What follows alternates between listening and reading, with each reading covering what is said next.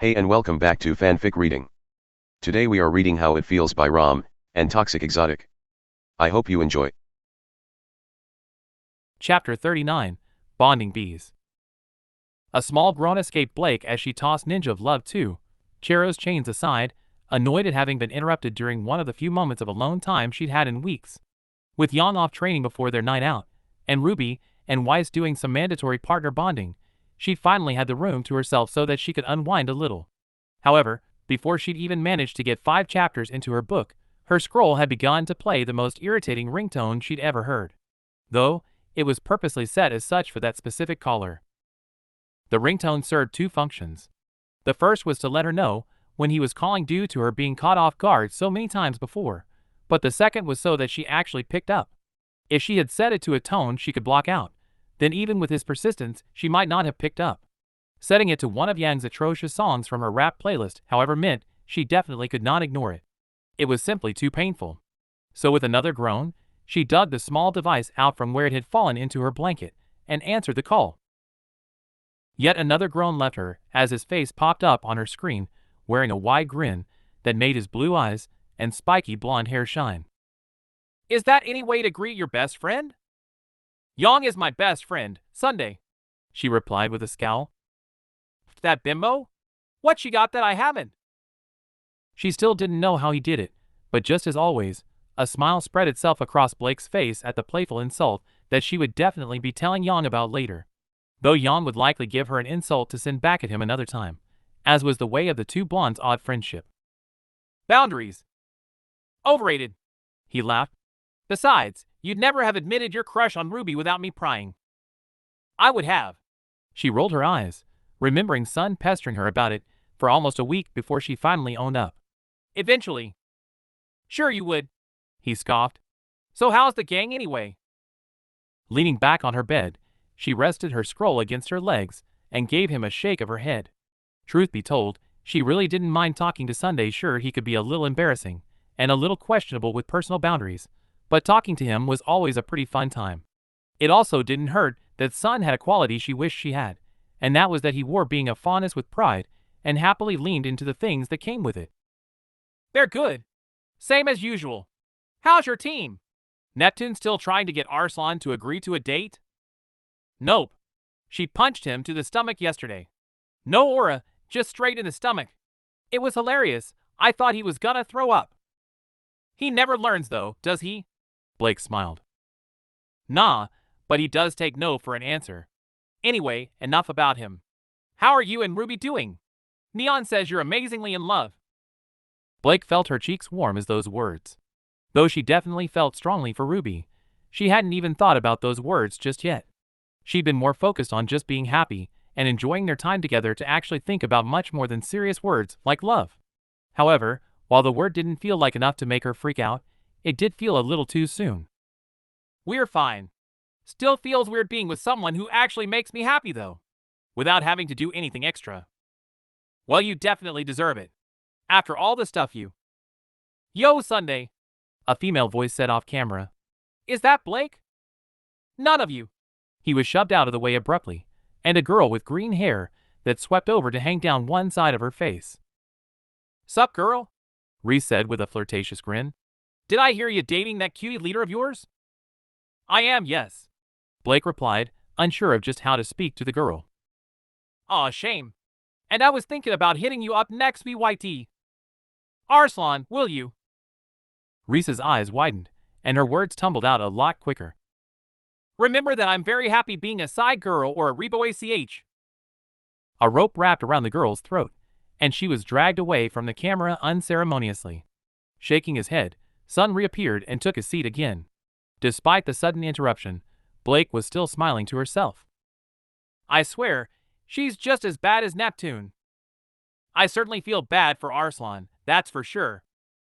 Now Nep's the only one who dares to hit on her. It's why I named his weapon Tryhard. You know he still kinda hates that name, right?" "Nah, it grew on him." A soft chuckle escaped Blake's throat. "Still wasn't a nice name." The boy waved his hand dismissively. "Anyway, enough about that doofus. How come you're calling out of the blue like this, Dot?" A confused look came over the blonde's face for a moment, as if he'd forgotten the answer to that question. It was to be expected with Sun, since anything from a banana to a fly could distract him and send him off on some strange tangent, but his eyes soon widened. "Oh right, yeah," he said excitedly, his usual grin returning. "Spring break. You're coming to Mistral, right?" It was her turn to be confused. "When did I say that?" "You said Jan would be coming during spring break. You're not gonna let your partner travel alone, are you?" "Oh." Blake had completely forgotten about letting that slip during one of their conversations. In truth, though, she still wasn't sure what Jan was planning to do over spring break. Not a word had been mentioned by the blonde boxer regarding the potential hunt for her mother, and Blake didn't feel like it was a good idea to pry. Just like her with the white fang, Raven was always a touchy subject with Jan, and would lead to her being miserable for the rest of the day. "I'm not sure if that's still happening." "Damn, that sucks. Well, if you do, you can stay at our place." "Thanks." She smiled back at the genuine offer. "I'll talk to her about it and let you know." "Awesome." He gave a big grin, but turned away as a bell rang out in the background. "Crap, dinner. I gotta go. Scarlet keeps hiding all the bananas." "What did you do to him?" Blake chuckled, knowing that Scarlet very rarely did such things without cause. "Because he's doing what you did and won't admit he has a crush on Nadir despite staring at him all day." Blake hummed, remembering Reese's pink-haired teammate. "They'd be a cute couple." "Right. Dude just has to let me be his wingman. Anyway, I gotta go." Looking at the clock on the bedside table, she saw it was almost 6 in the afternoon. "I do too. Got a team bonding outing with Yang." "Juniors?" "Yup." "Huh," he chortled. "Have fun with that. Call you later." "Bye." With a final pair of finger guns, which she rolled her eyes at, he hung up the call. Since Yang would be back at any moment, Blake knew that she didn't have any time left to read, so hid her book under her pillow to resume later that night, and pushed herself out of her bed. Giving herself a once-over in the mirror and finding herself happy with her appearance, it wasn't a super extravagant outing after all. She sat back down and waited for her partner to get back. Thankfully, she didn't have to wait long, as Yang walked through the door 5 minutes later, her hair soaking wet and a towel wrapped around her waist. Pressed to her ear was her scroll, and she was silently nodding along to whoever was on the other end of the call. A small wave was exchanged as she walked over to her desk. "We can definitely do it next week," she said in response to what sounded like a male voice. "Thanks for this. I've been struggling to think of a way to bring it up to her." The male voice replied, but Blake purposely shut it out. She didn't want to eavesdrop on her friend's conversation. "Yeah, we'll talk more about it when you get here." Another reply came through, sounding like a goodbye, and Yang quickly closed the scroll, dropping it onto her deck, followed by her bag. Letting out a happy sigh, she glanced over and gave her a flirty smile. "You gonna look away? Or am I gonna have to tell my sister you're eyeing me up? Please, I've lost count of how many times I've seen you prance around naked." Blake replied and picked her scroll back up to order them a taxi. "Do what you like." With a shrug, Yang dropped the towel and began to rummage around her dresser for clothes. Just as she'd said, the amount of times she had caught Yang walking out of the shower or rushing to hide her, and one of her girlfriends when caught in the act were too many to count, so she didn't need to look up to know that Yang's body was extraordinary. Strong biceps, firm abs, other assets that many wished they had, the girl was beauty incarnate. However, even with all that, Blake had still never seen her as anything more than a friend, and seeing her friend naked did nothing for her. "Who was that?" she asked. "Just a teacher," Yang replied simply. Sensing the blonde didn't want to say anything more, Blake gave a nod and continued to search up the release date for the new book of her favorite series. "So why were you smiling when I got in?" "Son being an idiot." "So the usual?" "He called you a bimbo." "Asshole." The girl chuckled, finally pulling what looked to be a pair of black pants and a tan jacket from her drawers. "Tell him I'm gonna shove that tail of his where the sun don't shine next time I see him." Shaking her head at the pun, Blake saved the page on her scroll for later and collapsed the device. Placing it in her pocket, she stood up and looked in the mirror again, Yang quickly joining her side and pulling on her pants. At least she was finally wearing her bra again though. "Will do," she said and ran her fingers through her hair. "Do we really need to go clubbing though? It's been a long 2 weeks, and I need some loud music and alcohol." So do you. And you're sure that's wise? I know you're still waking up with headaches. They're fine, Yang replied dismissively. Just taking a while to go away. Nothing that's gonna stop me from partying with my bestie. Especially since you're spending more time with Xanthia than me lately. Please, Yang. Blake chuckled and straightened her ribbon. She isn't exactly replacing you. I just need to get stronger is all. Strong enough that Ruby doesn't feel the need to protect me. Fair enough. So long as you don't push yourself too hard. As she gave a small nod, she felt a hand land on her shoulder and let out a low sigh as she felt her jacket being stripped from her. Hearing it land on the bed, she held out her hand ready for the replacement that was quickly shoved into it. It was a little tighter than the last, showing off her curves a little more and highlighting her breasts. You do remember I have a girlfriend, right? I'm not looking to pull. Doesn't mean you can't look good. With a low sigh, she slipped it on and inspected herself again. As much as she hated to admit it, Yang was actually rather good with fashion. Fine. Her reluctance was only really for show, since she knew she would enjoy herself a lot more when she was actually out. You ready to go? A wide grin came over Yang's face as she straightened out her jacket, grabbing her bosom and making it look a little more inviting for any passerby. Blake was every aware of how much Yang liked the attention her body gave her, how much she loved being the one who had every eye on her when she entered the room. Shaking her head, as her partner gave her a thumbs up and stuck out her tongue, she made her way to the door and opened it. Cheer up, Blakey, Yang said, walking forward and poking her in the nose. You know it's gonna be fun. The blonde left the room, and with little more than a longing look to the book she would rather be reading, Blake followed after her. Music bounced off every wall of the building, the thumping beat echoing through her head in its best attempt to give her a headache. Joining its attempts were the strobe lights. Red, white, black, and yellow all bounced off the glass dance floor and pillars. The odd coincidence of those colors definitely struck Blake as a little weird, but she also knew that yellow had only been added to the rotation of colors a few months ago after Yang won a bet with the owner. However, thanks to the delicious black raspberry martini she was enjoying, even their joint attempts were in vain. In fact, Blake was actually rather happy. She'd spent the past hour doing nothing but dancing with her partner, simply enjoying herself as they laughed and forgot about the difficulties of being huntresses for the night. It was always surprising just how much she enjoyed the nights out with Yang, how the girl dragged her from her shell and made her feel like a normal girl again. But she definitely didn't have the stamina that Yang did, so had been more than happy enough to take a break when the white-clad girl, Melanie if she recalled right, from Flint's party had arrived out of nowhere and tapped Yang on the shoulder. Though the blonde had shaken her head at first, as she tended to do with any distraction on their bonding time, Blake had said it was okay and returned to their booth and her drink. While she would never have left her drink unattended in most of the clubs Yang dragged her to, Junior's was actually pretty popular, and as such, each private booth that could be rented came with a hard light projector that could only be deactivated with the bracelets that were wrapped around hers and Yang's wrists. Although she was pretty confident Yang had never paid for the booth in all the times they had been there, and that Junior usually just gave it to them. Sipping her drink as she watched her partner laugh and dance, she thought on just how much preferential treatment they got at Junior's. She wasn't exactly too sure what her partner's relationship with the owner was, but she did know the man ran a little syndicate in Vale. Though Yang assured her he was harmless, mainly only dealing in money and henchmen, she had definitely seen a few news reports that spoke of the very same men in black suits and red ties that defended the club.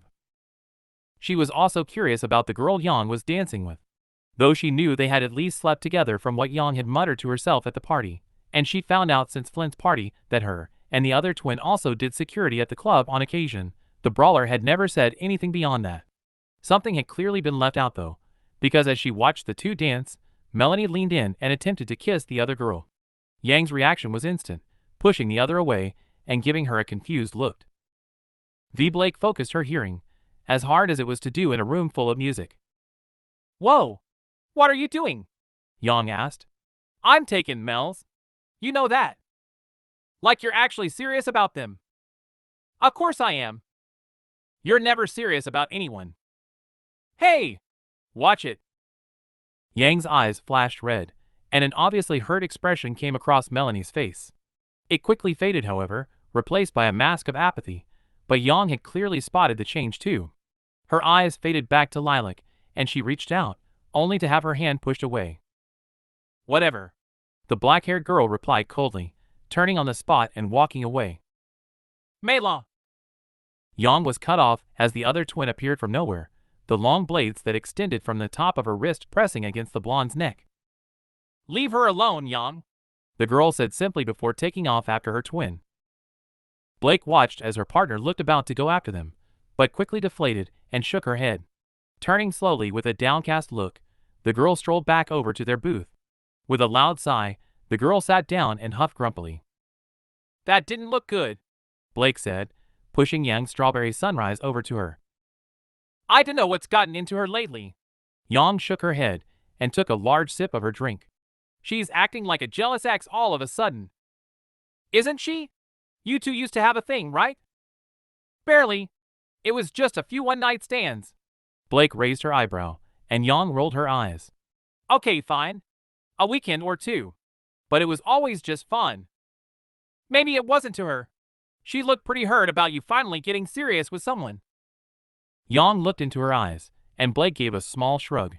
She didn't know if she was right or not. She didn't know the girl after all, but that look on Melanie's face had been pretty easy to read. It seemed Yang was piecing it together too, as her eyes filled with realization and shame. I suck, don't I? No, Blake said, reaching out to place a hand on Yang's. You just didn't realize. She doesn't exactly seem like the most forthcoming person ever. You can say that again. Even I don't know what she's thinking half the time. Yeah, well, I know a certain person like that, Blake said, trying her best not to think about when she was in a similar situation with Ilya. Not that Ilya knew Blake was aware of that particular crush. What exactly happened between you two, though? That reaction didn't exactly seem like something that would happen from a weekend of sex. Yang stirred her drink with a little umbrella, taking a moment to think. From the furrow of her brow, it was obvious that she was trying to piece together what might have caused the reaction that had happened moments ago, as she recalled her memories. Honestly, even I don't know, she said finally. Most of the time we just got into fights over stupid stuff. A stuffed bear, me trashing the club, the last donut. Blake couldn't help but chuckle at just how unlike the others one of those things were. It was never really out of hatred though. Just kinda happened. Then one day we just somehow ended up hanging out at the mall, and it was fun. We still fought a bunch, but there were some good times too. Then me and Melanie kinda hooked up one night after drinking at the club. Sounds complicated. I didn't think it was. Yang shrugged. It all seemed simple. Fun when we both needed it. Guess I was wrong about that. Well, it's not really your fault. We can't really know how others are feeling, especially with guarded people like that. I guess. Just as Yang usually would, Blake reached out and lightly punched her partner in the arm. Hey, what was that for? You're overthinking it, Yang. You don't feel the same. It's not really something that you should apologize for. But maybe you could say sorry for not noticing. If you want to stay friends and fix it, that is. Just leave her alone to calm down a bit, for now. Yang fell silent again, quietly sipping on her drink as though passed over her eyes. Allowing the girl time to think, Blake pressed a button on the table and ordered them some more drinks. Thankfully though, after not much time, a reluctant sigh escaped the boxer and she slumped back into her seat. Thanks, Blake. It's still weird how you, the most in-her-head person I know, somehow always knows how to get me out of mine. Yeah, well, it's easier when there isn't much in there to begin with. Fuck you too. The words were said with a laugh, and the blonde leaned forward with a new smile on her face. You're right though. I'll give her time. Talk to her tomorrow.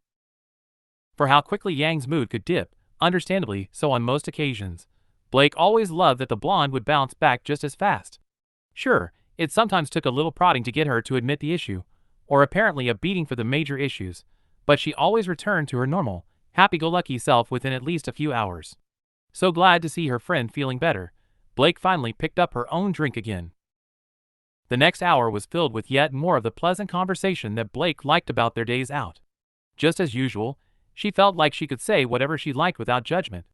And as usual, their conversation turned to school. About how the teachers were going overboard with the coursework. So much so that Yang had barely seen Coco and Velvet in the past 2 weeks. She could definitely understand those feelings. With how things had been going with Ruby lately, the idea of not being able to at least spend the night relaxing was something she didn't really want to imagine. On her part, she talked on how Glinda had been putting them all through the mill lately, and how she was getting a little frustrated at not having as much time to herself as she liked due to the extra training with Xanthia. Of course, Yang thought that was a good thing. The blonde always thought her being out and about was better for her health in the long run, as it stopped her falling into her usual self-isolation, but she also admitted to seeing how it could be an issue to not have much time to unwind. However, after 2 more drinks were finished off, Blake being forced into a strawberry sunrise as her second, Yang finally eyed the pitch-black liquid of a newly delivered martini and set her face into a playful grimace. "It's been months, and I still have no idea how that looks good to you." "It's vodka, limoncello, and black raspberry with a little food coloring." Blake laughed. Though she had a pretty good tolerance for alcohol, her head definitely felt a little lighter. "It tastes amazing, and I like the color." "The emo likes black, who'da thought?" Yang teased in return, ducking out of the way of the blackberry remnant. "I'm messing." The blonde laughed as she straightened herself up. "You smile too much to be emo. What was Doofus calling about anyway?" "Son?" Blake received a nod in response. He was wondering if we were still going to Mistral this spring. Said we can stay at his place if we do." "We?" Confusion wrote itself across her face. "What do you mean we?" "You don't think I'm going to let you go alone, do you?" Blake replied matter-of-factly. "Even if you are going with Coco and Velvet, none of you know the area." "You don't have to do that, Blake," she said, as the realization dawned on her.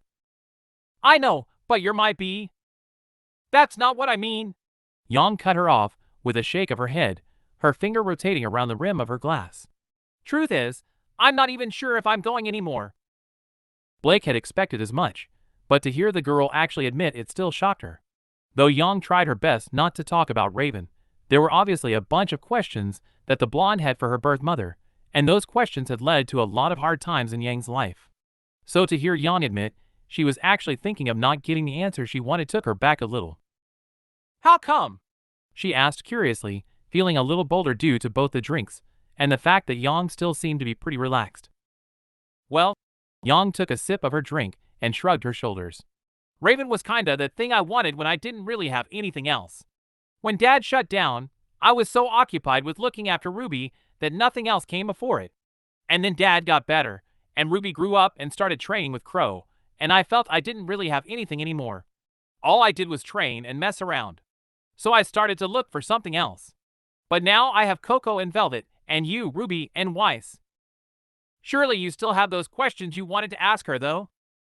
"I do. I used to think about them every day, but now there are whole days where I forget Raven even exists because I'm just happy.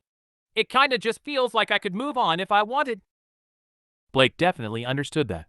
While the memory of the White Fang still persisted more days than it didn't, the days where she didn't think about the most painful part of her life were definitely a blessing. When relaxing with her team, those days faded away even more, and she shared Yang's feeling of finally knowing what it felt like to put that time behind her. "So you're really not going to go?" she asked, still unsure where Yang lay on the matter. "Like I said, I don't know. Maybe, maybe not. All I know is that I don't need those answers anymore." Blake gave her friend a supportive smile, followed by a nod as she took a swig of her martini. "So what about you and your parents? You given that any more thought yet?" "Not really," Blake said truthfully. "Still trying to put that off as much as I can, I guess. Still scared they won't forgive you." "I helped throw away everything he worked to achieve, Yang," she sighed. "I need to figure out how to apologize for that before I even think about calling him. Can't exactly do that if you keep putting off thinking about it." She knew Yang was right, of course. That by avoiding thinking of the subject entirely, there was no way she could ever hope to begin to fix things if she didn't at least think about it. But she still wasn't even sure where to begin with that. She supposed regretting her decision was already a good first step, but there was still some repressed anger there, anger that still tried to rear its head whenever Cardin did something to torment the other Faunus. While that was still a part of her, she didn't know if it was really right of her to call. "I tell you what." A confidence entered Yang's voice as she took a large swig of her drink and leaned forward. "We're partners, right? We go through everything together?" She was hesitant in her reply, unsure as to what Yang was getting at. "We are." "All right." The blonde smiled. "Then how about we make a deal? If you call your parents before this spring break, we'll go and see Raven. And if you don't, but I decide to go and see her anyway, then you call your parents. Fair on both sides. Blake was unsure what to say. She knew it was Yang's delicate attempt to get them both to face up to their pasts, but it was still a time limit. A time limit of little more than 2 months. Sure, it was technically a long time, but it didn't feel like it at that moment. But she supposed that was the point. To spur them into action. And it was definitely something Blake knew she needed. It was closing in on a year since leaving the White Fan, and in all that time, she had been avoiding making amends with her parents. All right. Blake breathed hesitantly. I guess I can make that deal. Good. Yang beamed and raised her glass. To finally sorting our shit out, she toasted. Unable to stop the small chuckle that escaped her, Blake raised her own glass and clinked it against Yang's. Now! The blonde grinned after a sip. Enough talk of parents and school and work. For the rest of the night it's just you, me, and enough alcohol to knock out a Goliath. Now that is something I can get behind. Blake laughed, watching Yang fire off a shot of her gauntlet that sent her sliding along the couch to land right next to her, an arm being slid smoothly around her shoulders. Ruby had been sitting on the couch with Weiss for the last hour, the heiress teaching her about the finer points of gravity dust while music played in the background. It wasn't her usual rock and heavy metal that, since Weiss had outright vetoed it during study sessions, but some classical piano that Ruby found relaxing, though a little too relaxing as she had nearly fallen asleep twice already. It was almost 1 in the morning after all. Weiss seemed just as tired too, if the yawning was anything to go by, but the woman was used to staying up late. Thankfully though, she had been taking it a little easier lately. Though she still studied more than everyone on the team, she'd once again begun to put the pen down and join them on the couch for small movie nights. The heiress had mentioned Coco having talked to her, and whatever had been said had definitely been effective. However, as they studied, the sound of raucous laughter drifted through the door from the hallway. She'd heard it earlier from outside, and couldn't help but smile at how happy her girlfriend sounded. It was something Yang was especially good at doing. It was also the reason she and Weiss had not gone to bed, since they knew they would simply be woken up the moment the two drunks returned to the dorm room. Just as they always were. Sure enough, seconds later, the door crashed open and Yang tumbled to the floor, giggling herself silly as Blake leaned down with a finger to her lips and slipped her boots off. "SHHHH," she hissed, so much louder than she intended. "You wake them up." Her words were slightly slurred, but her amazing amber eyes were filled with joy. "Too late for that." Weiss scowled at the pair. A loud intake of air came from the blonde as her eyes flicked to Weiss. "Uh-oh, Blakey," the blonde said with wide eyes. "Weissicles mad me again. What'd I do this time?" Her voice fell to a whisper, but it was still more than loud enough for them all to hear. "I don't remember." "You stole her ice cream." Ruby chuckled as Weiss raised an eyebrow, and quickly stood from the couch in an attempt to stop any more being said. Unfortunately, she didn't make it in time. Ruby helped. "She did what?" She's confused. Ruby tried to lie, knowing full well how she and Yang had shared almost the entire tub that Weiss had been searching for earlier. "Let's just gee." She was cut off as a pair of arms slipped around her shoulders, a large weight pressing on her back and raven black hair falling into her vision. Turning her head, she saw Blake smiling happily at her, the jacket she'd been wearing already nowhere to be seen. "Hey, beautiful. I like your eyes." "I know." Ruby giggled as she felt a pair of fingers trace her collarbone. She'd seen Blake drunk a few times before after nights out with Yang, but none of those times had been while they were dating. "But you're super drunk." "Nope." The girl's voice mimicked how Ruby usually said that word as a finger booped her nose. "Only a little bit." Trying hard to suppress a giggle since the fingers were tracing lightly up her neck, she turned to Weiss and silently pleaded for help. Though she rolled her eyes, she stood up and walked over to Yang, prodding her in the stomach with her toe. A playful glint shined in Yang's eyes, and she caught the offending digit. "You feet re so cute, Weiss." "Get off," Weiss ordered, and Yang let out a small laugh as the foot was ripped from her grip. "And you're paying me back for that ice cream." "Only if I get a beer spoon." Both Yang and Blake broke out into renewed giggles, and despite the fact they were both drunk off their asses, Ruby couldn't help but chuckle at that stupid joke too. Nevertheless, Weiss let out a short sigh and raised her hand, a glyph forming on the floor, and a ghostly white figure rising from it. "Allie!" The sudden yell made them all flinch as Yang flipped onto her stomach and stared at the summoned Beowulf. "Who's a good girl?" "That's right, Yang," Weiss breathed, pinching the bridge of her nose. "Follow Allie." Ruby saw Weiss cringe at the name. She knew how much Weiss hated the nicknames for her summons, but she had also noticed they tended to act a little weird when Weiss wasn't really paying attention to them. The Beowulf in particular seemed to have taken to acting like a regular household dog. It was both adorable and weird. Thankfully though, Yang seemed to adore the creature enough that she happily crawled along the floor after it towards the couch. "I will handle her," Weiss sighed as she walked past. "You get Blake to bed." "MMM," Blake hummed at those words. "I like that idea." Ruby felt herself flush a little, and a kiss was pressed to her cheek. Warmth flooded her body, and she was tempted to turn and kiss the girl back, but she knew she had to get Blake to bed first. So with slow movements, she twisted her body and slipped out from under the furnace. Wrapping an arm around her back, Ruby began to guide her girlfriend towards her bed. It was obvious just how drunk the girl was since Ruby was sure that she was holding up most of the girl's weight. "Seems like you had a fun night," Ruby chuckled, feeling Blake stumble a little but keeping her upright with ease. "I laughed, and I danced with my best friend," Blake said with a wide grin. "And Noah jet asleep with my beautiful girlfriend." "I'm not sure that's a good idea," Ruby smiled.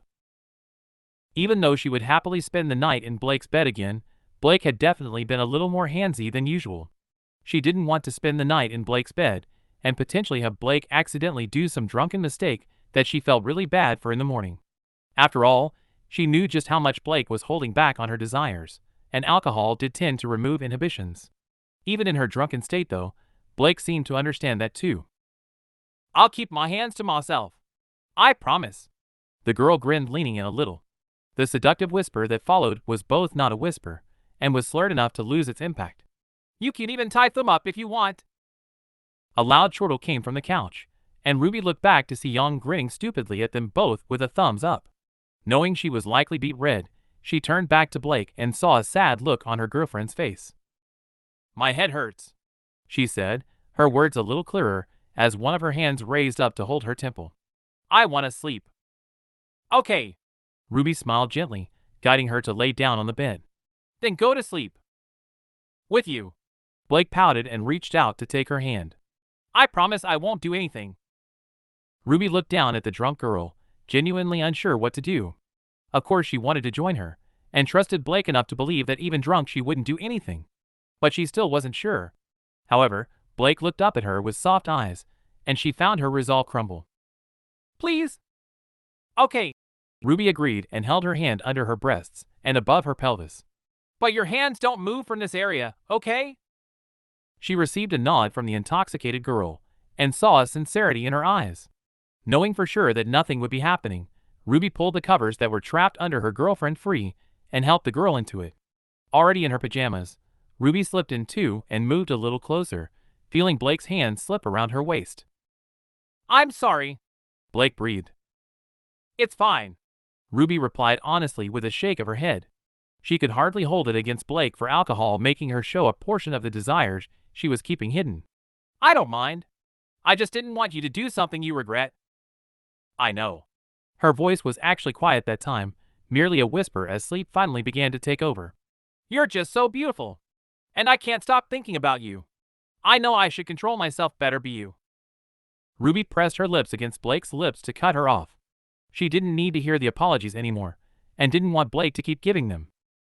"You've done nothing wrong," she said kindly, reaching up to lay a hand on her beautiful girlfriend's face. "You can have all the thoughts you want. But right now, you need to sleep, okay?" "MHM." Blake nodded, her eyes closing and her breathing starting to slow. "You'll stay?" "I'm not going anywhere," Ruby said, pressing another short-lived kiss to her girlfriend's lips. "Then." The last bit of the word was cut off as Blake finally fell asleep. Running a thumb along the girl's perfect cheekbones, she admired just how beautiful the girl was. She didn't blame Blake for having those thoughts. She did too after all, and the fact they shared a room and saw each other in various states of undress all the time didn't help. But she also knew that Blake was more than satisfied with each step they took. And so was Ruby. The makeout sessions, the exploration was her hands. It all felt comfortable. She was still definitely not ready for what Blake was, But she knew from how much she enjoyed those things that she would be ready eventually. And she knew that Blake was more than willing to wait. But for the time being, Ruby was happy with what she had. A beautiful, sleeping girl holding her while she slowly felt herself drift off to sleep. For her, that was more than enough. Chapter 40. Watering the Flowers. Blake set down her tray onto the table before slumping into her seat. She and the rest of the team had recently received their test scores back on a major gravity and lightning dust test. It had been announced last week, and while they had enough time to study, apparently it wasn't enough. For anybody but Weiss, that was. The girl had yet again turned into the usual overworking hermit when confronted with a hard test, though it had been a little better, with taking breaks that Ruby had begun to make mandatory, and had passed with flying colors, coming back out on top. Even more than that, the fact that Flint only got just over half of the questions right seemed to have put a smug smirk on her face. So as Blake looked down at her own test, on which she had done rather well, she couldn't help but smile at the small amount of gloating that Weiss was doing. To her side, Yang had already left her results tossed aside, with a pretty reasonable test score considering both dust types were not her specialty, and Ruby had actually done better than both of them. Granted, she had also been holed up with Weiss on those long study sessions, and Weiss was extremely proficient with both the dust types, but the team leader had definitely been putting in the effort, and was bragging right alongside Weiss. Who's the smartest in the family now, huh? She said, branding her test at Yang and sticking her tongue out. I can definitely see who has the biggest head. Nah, that's you, Ruby replied childishly, and pointed a finger at her sister. I measured. Oh, really? Yang grinned, a mischievous grin pulling at her lips as a wicked look came across her eyes. And I should trust a girl who thought she had D cups at 13 because she measured them wrong. Why? A gasp escaped the Reaper as she turned just as red as the tips of her hair and used her arms to cover her chest. You said you would never speak of that again. Chuckling at the sisters, Blake put her paper aside and leaned her head to the side in a joking attempt to see what Ruby was hiding. The blush deepened and the girl moved closer to Weiss, who quickly made a glyph barrier that repelled her partner. Sticking her tongue out, she reached over and stole half a cookie from the girl's plate. It felt good to finally be able to hang out with her team again at lunch. The past week, both she and Yang had been in what was essentially detention, even if it was never called as such. After their night out, they'd both woken with massive headaches and little memory of what happened when they got home, though Weiss had quickly filled them in. She was a little annoyed at herself for being so clingy with Ruby, but Ruby didn't seem to be interested in an apology, and had indeed spent the night in her bed anyway. However, when they had all arrived in the cafeteria for breakfast and sat down to eat, a large, heavy book had been slammed onto the table by Professor Goodwitch. The woman had then declared that she and Yang had both been volunteered to help Professor RWBY transcribe the damaged pages into a new one. Thankfully, though, the job had finally been done and RWBY had cleared them to leave. They're good, Blake grinned, purposely keeping her words vague. The girl's eyes widened, and she tore Weiss's test from the girl's hands to hide behind both of the pages. Letting out a small laugh, she leaned across the table and pushed them apart, seeing a smile on her girlfriend's face. Unable to control herself, she pressed a small kiss to her lips that was happily returned. As usual, Weiss let out a small scoff and stole her test sheet back. You meant the cookies, right? Ruby asked with a definite hint of curiosity in her voice. Yup. Blake gave a small wink that Ruby obviously understood, and moved back to her seat beside Yang. Real smooth, the blonde whispered. Shut up, she hissed back. So Weiss, how's it feel to be back on top of the class? It feels great, of course, the girl replied smugly. Though I'm not sure why Flint scored so low. Maybe he just sucks with gravity dust. Yang shrugged. Doubtful, Weiss said dismissively. As much as I loathe to admit it, he knows a lot about dust, and works it in ways I've never seen before. You hear that, Flint? Came a male voice from nearby. Turning around, they saw Ivory and Flint walking towards them. She actually complimented you. That she did. Flint grinned at them as they both sat at the table, though Ivory sat far away from Weiss. Here I was thinking she'd agree with Yang. It was not a compliment. Weiss scowled at him. Merely an acknowledgement of the truth. Long way from what you normally give me. I'll take it. He gave the woman a smile, but she simply shook her head and went back to talking to Ruby. If Blake wasn't mistaken, she saw a little disappointment in his eyes. She'd been suspicious of something for a while, but she guessed she finally had her answer. Nevertheless, with Weiss having returned to going over the answers with Ruby, Blake inspected the new arrivals. She actually quite liked Flint. Though he certainly had some arrogance about him, he was a good guy, and clearly cared a lot about his partner, Neon. He was also pretty helpful to anybody who asked, and Blake knew that he'd helped Ruby with her new upgrade. Ivory, though, she wasn't sure. She knew that he too was a good guy, but it was undeniable that he was a little judgmental. With a vast majority of the students he seemed fine, but with those from the city of Atlas itself, he tended to be a little unwelcoming. Blake had noticed the same traits with Velvet and Mistralian people, so assumed that something had happened to cause it. "So why did you score so low on this test?" Yang asked bluntly, not that Flint seemed to mind. "Like you said, I suck with gravity dust." He didn't sound upset with that admission. "Learned everything I know from working in my dad's store, but that stuff's expensive and hard to use, so not many people buy it. People don't buy it, he didn't order it. So no excess for me to practice with. Too much effort to open a book?" Weiss replied slyly, not looking away from Ruby. Though it looked like Ruby was about to scald her teammate, Flint just gave a small chuckle. "I do. But you should know that dust is so much more than words can describe. When you handle it properly, it's like a part of your soul." That actually made Weiss turn around, her eyes open in surprise as she looked at him. I suppose that is true," she said thoughtfully before turning back to Ruby, clearly finished with the conversation. Turning to Yang, Blake saw her partner watching the pair with interest in her eyes.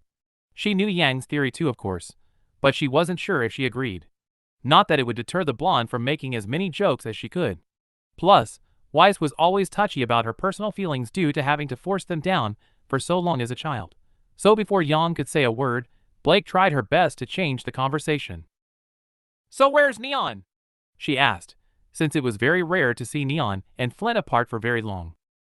"Sparring with that Yatsuhashi guy. He said he wanted some patience testing." "She'll definitely give him that," Yang retorted. "I honestly don't know how your team handles her all the time. People just don't understand her," Ivory replied bitterly, stabbing his pasta with a fork. "If you ask me, the ones calling her annoying are the annoying ones. Shows they don't really understand her." Flint agreed with his friend and pointed a fork at Yang. "Did you know she lost that part of her tail protecting Cobalt?" "I didn't." There was a little shame in Yang's voice. "Exactly. And bet you didn't know she used her semblance almost every second of the day when it happened so that we wouldn't see her sad and Cobalt wouldn't feel guilty?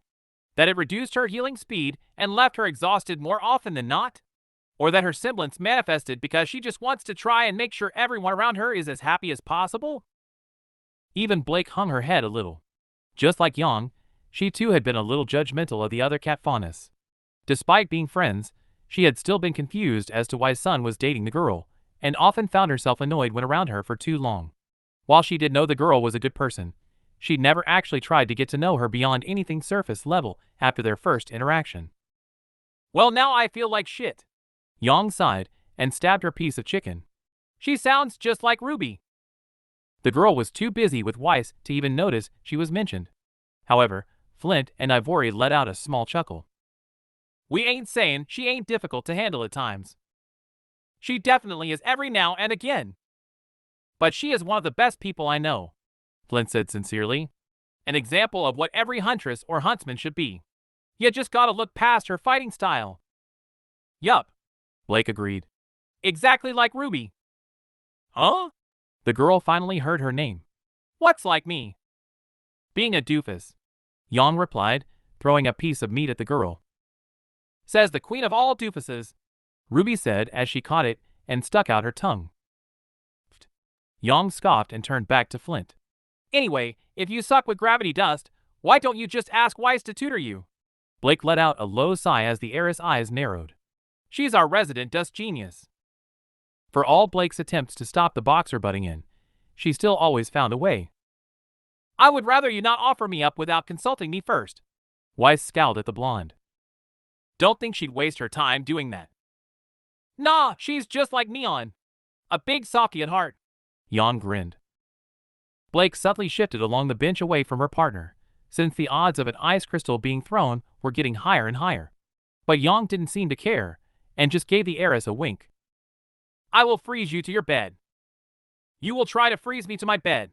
Remember how that turned out last time. Blake remembered, and it wasn't pretty. There had been ice everywhere as Yang had exploded herself free. And since ice dust took forever to melt, and they didn't want to spend the next few days being stabbed to death by tiny shards of ice, they had spent a good few hours cleaning up that mess. For that reason alone, Blake was staying out of the discussion. Come on, Weiss! Ruby joined in, though clearly unaware of what Yang was trying to do. You're a great teacher. And Flint needs help. Yeah, Yang agreed. Plus, you never know. Study sessions or GRE. Weiss' reaction was instant. Her hand slammed onto the table, and a line of black glyphs sped along the wood. Before any of them could react, the circles disappeared under Yang's tray, and the entire thing was lifted into the blonde's face. Chicken and rice went everywhere, sticking to Yang's hair and clothes, which were also drenched from the glass of water that had also been set flying. However, even though Blake had moved away, she had been on the receiving end of most of the liquid, her own top immediately sticking uncomfortably to her chest. Gods damn it, Weiss, she sighed, reaching up to pull the white undershirt away from her skin. She was grateful that she was wearing a bra underneath, since the material was already beginning to turn see-through, a fact that Ruby definitely took notice of. When Blake looked up, the Reaper quickly turned away, her cheeks red and her eyes a little flustered like when she was caught by Yang with cookies late at night. I said I don't like being offered up, Weiss growled, her tone actually rather insulted. I have enough of that from my father. If he wants tutoring, he will ask me himself. All right, Yang breathed, flicking rice onto the already messy table. Sorry. Flint. Ivory pinched his nose and plucked a few pieces of rice from his shoulder. Will you just ask her already? I would rather not have to spend my lunch break picking more food off of me than I eat. Don't want to turn into Cobalt?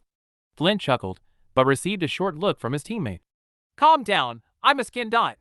He laughed and turned to Weiss with a pompous voice. Mishni, would you do me the honor of two? Weiss' eyes narrowed at him. Ask me properly. K, will you please teach me about gravity dust? He paused for a second, and what little of his arrogance passed. It would be real helpful. Vaguely aware that Ruby was still stealing glances at her top, and trying purposely to act like she couldn't see the girl doing it, Blake watched Weiss glare the boy down. She'd been on the receiving end of that look many times, and knew she was evaluating his worth. Thankfully though, after almost a minute, she shook her head in defeat. Fine, she said sternly. You will meet me in the courtyard tomorrow at 4. You will not be late, and you will bring a copy of Lila's Guide to Defying Gravity from the library. I would rather not have my first edition print ruined by bringing it outside. 4 o'clock in the courtyard with a big, boring Elysian book. Got it, he said, standing from his seat and picking up his tray. Ivory did the same. It's a date. It is most certainly not. Her reply fell on deaf ears since Flint had already walked away. Instead, she let out a low annoyed sigh and returned to her salad.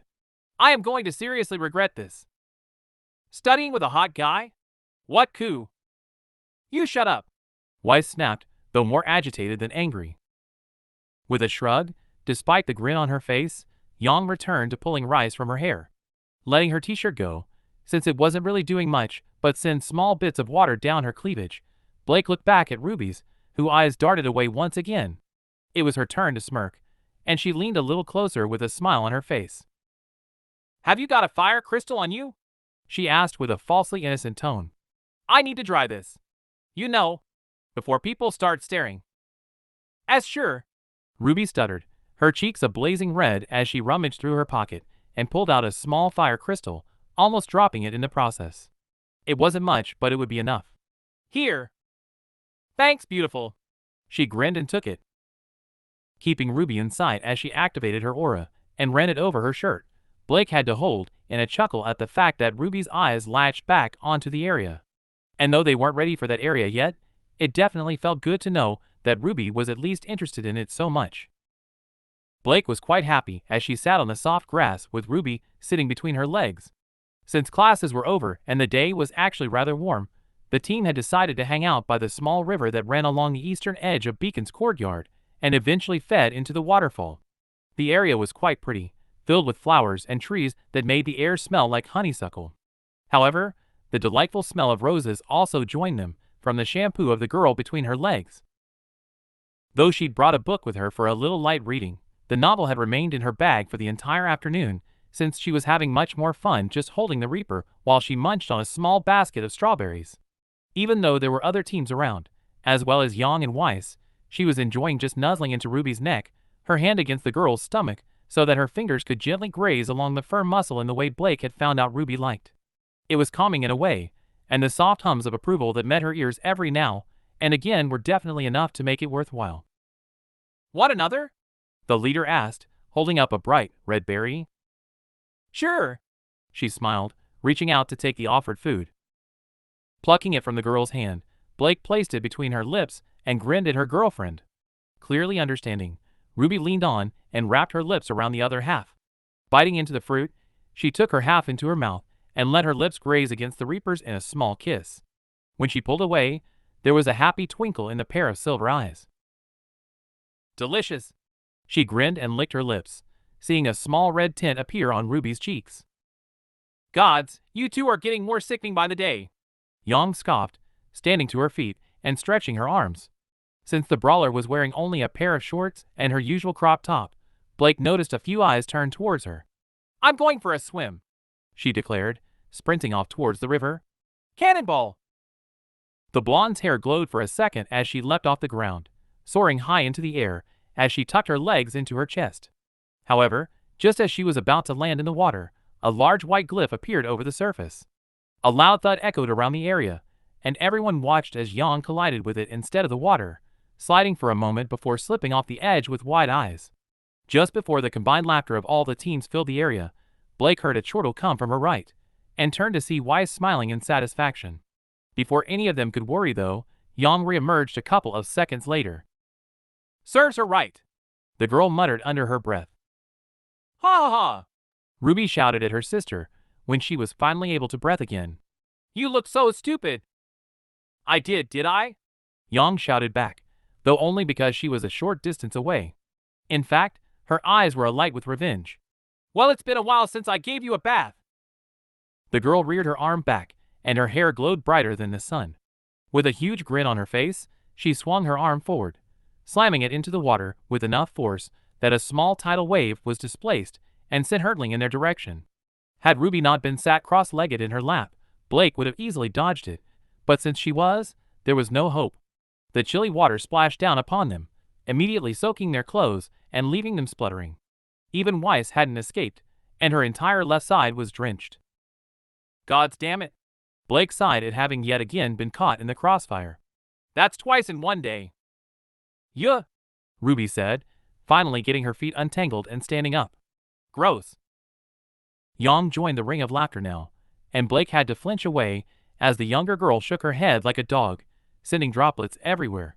Before she could get to her feet to stop her though, Weiss had already stood up and hit the girl in the face with a blast of air from her rapier. Though it didn't really do much, it did get rid of the last remaining droplets. "You're welcome," Weiss replied, hand on hip as she looked down at herself. The white jacket she was wearing was already see-through and providing zero coverage.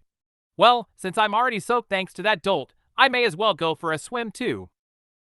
While it was easy to see why many might think Weiss would be uptight about her body, that was rarely the case.